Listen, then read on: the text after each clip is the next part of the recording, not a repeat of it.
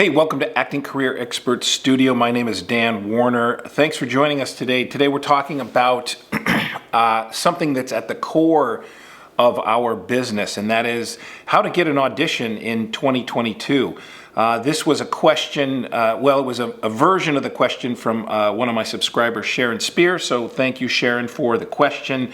And here is your answer. Before we get to that, don't forget to visit actingcareerexpertstudio.com. They have, I'm building the website as we speak, and it's going to have tutorials and workshops and PDFs and all kinds of cool stuff, everything acting. And you can sign up on the wait list as we speak. So when it opens, you'll be one of the first to get in. Also, I do private coaching through that website, so you can go there to book a private coaching session for auditions, career advice, or whatever else you need. So let's get to the question. How to get an audition in 2022. You know, when I started 22 years ago, 2 decades ago, the climate was much different, and I was very fortunate to get a very lucrative couple of jobs right off the bat, commercials, and it sort of changed the trajectory of my career and my life. Not to be dramatic, but it was, I booked a campaign, and I got another question about this, and I'm going to do a whole other video on what it's like to be the guy in a campaign, in a commercial campaign. It's really cool, and I'll go into detail with that later. So this commercial campaign for DirecTV afforded me the luxury of being able to do different administrative work projects to try to jumpstart or continue my career and to get on more network shows. There wasn't a lot of streaming back then. I don't think there was any streaming back then. So I wanted to get on shows like Dexter and some of these other NCIS and some of these other shows. And so I had to try to think outside the box. And I did a lot of administrative work, meaning putting together little promotional things. Sharon asked about sending maybe some clips or a link to her Actors Access or a casting network website to send those to people at Netflix, a few executives maybe at Netflix, to possibly get them interested in certain roles that they're casting. Wildly difficult, if not impossible, to break through that way. I tried it back in the day, back in 2001 to 2003. I did some wild stuff. I really wanted to be on Dexter. So I went down to this novelty store and I purchased, I think, a dozen. There were these plastic severed foots, and it had, jagged edges. It's plastic, and it had fake blood on it. And I got 12 shoe boxes, and I put the plastic foot in the shoe box along with my headshot, my resume stapled behind it. God, what else did I put? Some clever note. I did all kinds of stuff. I went and drew a chalk outline and took a picture of it, and I made this little montage, collage of photos, and it was basically saying, with the severed foot, saying, just trying to get my foot in the door. Super cheesy. I put those together, about 12 of them, and I sent them out to people producers for Dexter. I sent them out to the casting, what was the casting director's name? Well, there were 3 different casting directors who all casted for Dexter. Sent a box to each of them. I don't know how much it cost me, but it was not cheap. And I would send out stuff like that to no avail. It was an exercise in futility. It was not. It didn't work. Let's just say that. Not a nibble. Not anything from anyone. I think what happens when you do stuff like that, when you try to think outside the box, and I'm not saying none of them will work. What I'm suggesting is, looking back on it, it kind of smacks of desperate actor. Hey, just trying to, somebody new trying to do something different, as opposed to building your reel, writing a piece to film for your reel, finding somebody who's good with a camera, good with sound, good with light, and putting together a nice little piece to add to your reel, to put on Actors Access, on your own website, maybe on a YouTube channel, Casting Frontier, LA Casting, IMDb, to have your work there and to have it out there for casting people to see. I talked to a casting director one time, and she said, actors really need to, they need to be easy to find. Meaning, it'd be great if they had a YouTube channel, it'd be great if they had their own website, it'd be great if you Google them, there'd be several things that would pop up where we can go and look at their stuff. She says if they're not easy to find, then they just move on. So I think spending your time working on classes and acting, and your sharpening your tools and working on your reel is a much better use of your time. And then get a website. They're not terribly expensive to get anymore. Have your stuff out there. Have it be easy to find, is what I'm saying. The Severed Foot did not work. It smacked of desperate actor.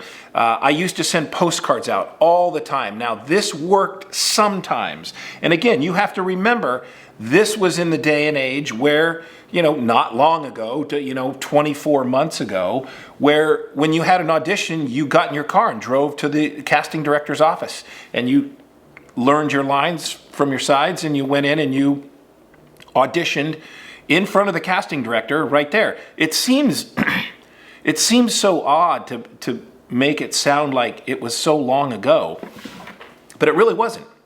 So,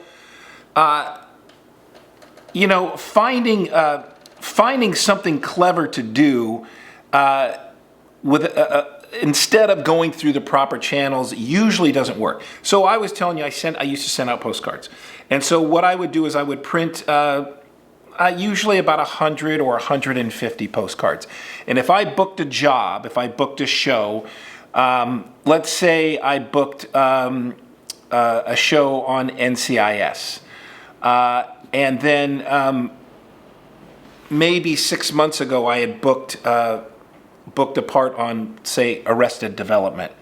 What I would do is I would design a postcard on my computer that said, if you missed Dan Warner on Arrested Development, catch him on NCIS Thursday, April 2nd on CBS at 7:30. That's, when I knew what time my episode would air. So every time I would book a show, I would just use the last show that I booked, saying, hey, if you missed him on this, catch him on this.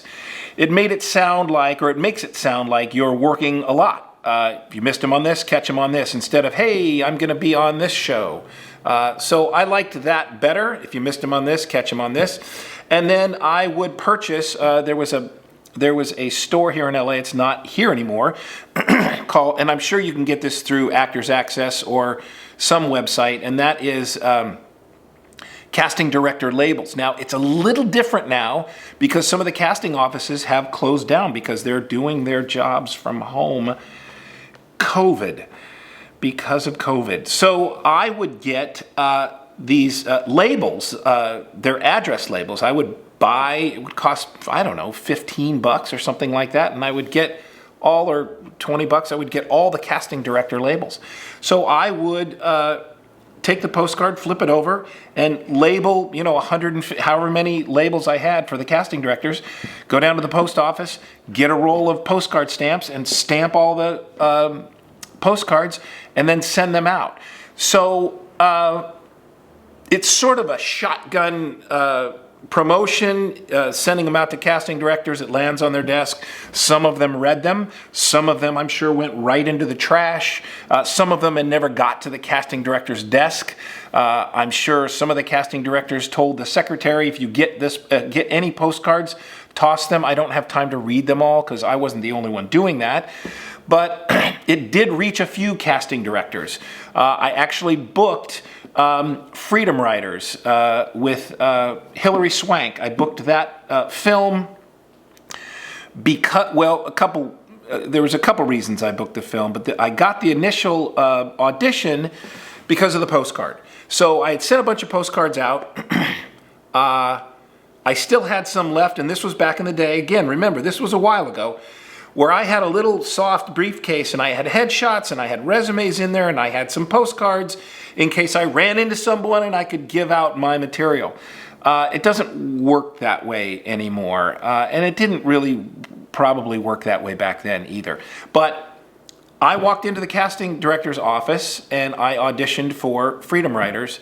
And at the end, I didn't know if she had gotten one of my postcards or not. I said, oh, by the way, and I pull a postcard out. And I said, if you're not doing anything Sunday night, I'm going to be on whatever show it was. And she reached for the postcard and goes, oh, no, I already got one of those. That's why I called you in. And I thought, oh, great. That's good information to have. Because they don't tell you why they brought you in. You just get a call and you get an email saying, hey, you have an audition on Tuesday at 3 o'clock or whatever. So I would get auditions from the postcard mailings. It was expensive to do, not wildly expensive, but you had to buy 150 stamps. You had to have the postcards printed. I mean, it was a bit of a to-do this promotion, but that's what I was doing, trying to generate work. And it worked sometimes.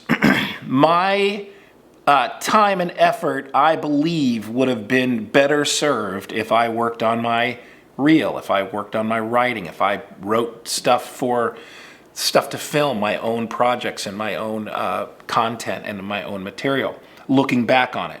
So I'm giving you this information now so that you don't waste your time or potentially waste your time like I did. Now, I've got some other crazy promo items that I did that were, oh my God, I wish I had them all here. I should have brought them, that were ridiculous. I made Post-it notes. And it had my picture sort of ghosted on the Post-it note. So I had Post-it notes, and I would mail a package of Post-it notes to the casting directors. My thought process was, what is something that they can use, that they would use, it would remind them of me, and then once they used it, they would throw it away. So I thought, well, what are the things that casting directors have on their desk? So I made Post-it notes because they use Post-it notes. People use Post-it notes all the time. I also took, those little square boxes of Kleenex. I would buy, 50 boxes of I did crazy stuff. I bought 50 boxes of Kleenex, and because I'm a photographer and I know how to graphic design, I would design pictures and print them out on my printer on photographic paper, cut them to size, and paste them on the sides of all four sides of the Kleenex box. And I would mail the casting director a Kleenex box. Like on one side, it would have a cop uniform picture. On one side, it would have a lawyer. On one side, it would have a bad guy. On one side, it would have something else. And so I would send them Kleenex boxes, and I knew they would use them because they have, what do they have on their desk? They have bottled water, they have Post-it notes, they have Kleenex boxes, and they have, what else? Oh, hand sanitizer. So the Kleenex box would sit on their desk, and they'd use it, or someone would use it, and it was clever, and you got to see my picture, and it would have, say, Players Talent Agency, which is my agent, and it had their phone number down at the bottom, and I don't know if I got called, oh, yes, I take that back. I booked NCIS New York because of the Kleenex boxes. Now, that was expensive and time-consuming to do as well, but I did book a job from one that I know of, maybe more. So I go in and I read for NCIS New York. I was playing opposite Gary Sinise as a polygraph detective. And I go to the callback, and back then you would go in the room and there'd be the director and the casting director and the producers and some of the executives. There'd be maybe, sometimes 10 people in the room. So I go in the room and I deliver my lines, I do my audition, and they said, "Great, thanks." I said, "Okay, great, thank you." And as I'm walking out, the casting director stops me and says, "Oh, by the way, you saved my life the other day." And I said, "Oh," and I don't know where she's going with that. And I said, "Oh, what happened?" She says, and she puts the Kleenex box on the table. She had it down here. She says, "I had a sneezing attack and your Kleenex box was here, and so I used it." And then I thought, you know what? He could be our polygraph detective. And I looked her right in the eye and I said, "You know what? I could be your polygraph detective." And then I walked out. And they laughed and I got the job. So I booked that job also based on my ability to, but I got the audition because of the Kleenex box. I booked the job because of my ability. So you have to be able to back up your promo stuff. I just remembered that. I wasn't going to tell that story, but I thought it bared repeating. So Kleenex box. I had water bottles made. This was wildly expensive, but I had a buddy who did the printing in China. It was so weird, and they shipped them over here. I had cases and cases of water, and it had, some clever thing with my picture on it, and I sent cases of water to casting directors with my face on it. I don't know if I booked jobs from that or not. Maybe I did. But again, it was a different time back then. What else? Oh, a deck of playing cards. I had playing cards made. Oh my God, it cost a fortune. I made, 250 or 300 decks of playing cards. And it had some sort of clever thing on it had my headshot on one side and it was a real deck of playing cards. So I sent out Dan Warner playing cards. Stupid, I think. I mean, it was expensive and I don't know. And again, you get called in sometimes. You don't know why. You're not sure why you get called in. But so that was another a deck of playing cards. Hand sanitizer. Just a regular bottle of hand sanitizer. Again, I would create a picture. I had a picture, a headshot on either side, and it said Dan Warner hand sanitizer. And on the other side, I left the label come through so they knew it was real hand sanitizer. And I would send out hand sanitizer. And I know they'd use it and then toss the bottle. But while it was on their desk, there's my face and there's my agent's number. It doesn't work like that anymore because they're not bringing people in. They don't have a desk that they sit at, probably. A lot of them are working from home. It never worked when I sent stuff directly to producers at Dexter or, anybody, any place I wanted to work. If I sent it directly to the network or, to try to circumvent the casting process, it never worked. And it doesn't work because that's not how it works. How it works is... my last one. I've got to tell you about this last one. The last one was my favorite. It was the most expensive thing I did. I hired a photographer with a 3D camera, and he made, I'll show it to you here. I made a Viewmaster. You remember the Viewmasters? You put up to the light, and you click the thing, and they had this little, and you look through the goggles, and you look, and it has a picture that it's 3D. I made a Dan Warner Viewmaster. And God, it was wildly expensive, but I was making DirecTV money at the time, so I didn't care. And I made 200 Viewmasters. I think they were. I think they cost me $10 or $20 each. I think it was about $4,000.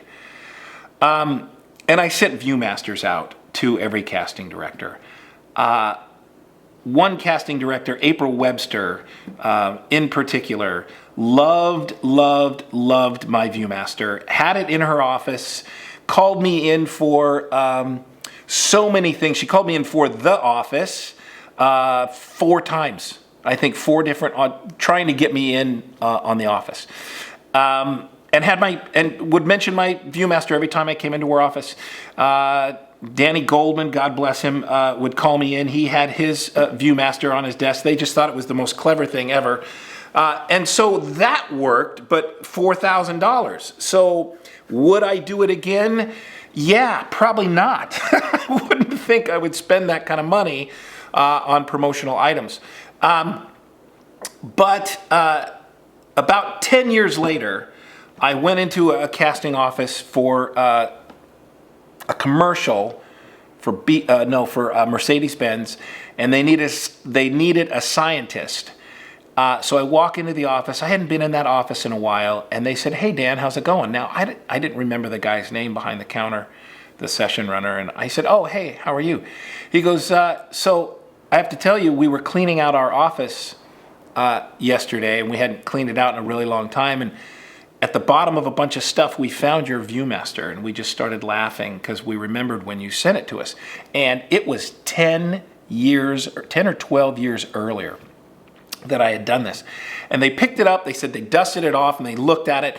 And in one of the pictures, in one of the 3D pictures, I was playing a doctor, and I had a lab coat on. And in this commercial for Mercedes-Benz, they needed a scientist, and the scientist had a lab coat on, and they saw the lab coat, and they went, "Hey, let's call Dan Warner in for the scientist."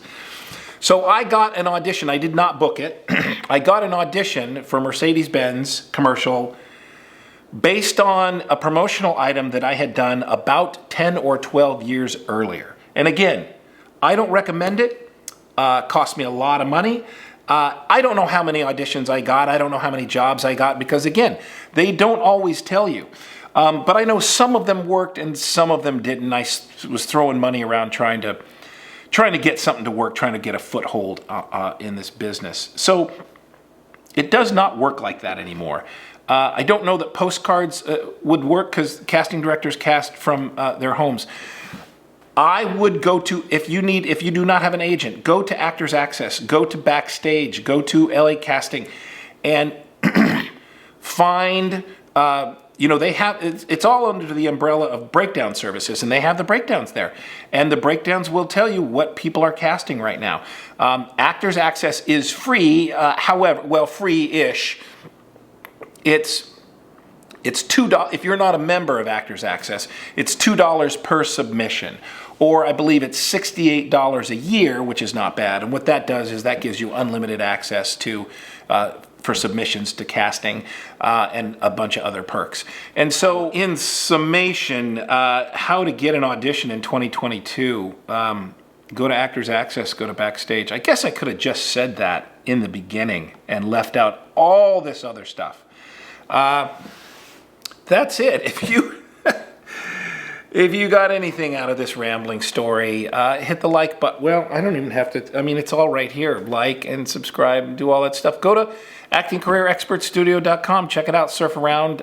If you need coaching, I am available. I'm not wildly available, but I do have some slots left. And that's it. I don't have a who said that, but I will see you next week on another episode of Everybody Loves Raymond.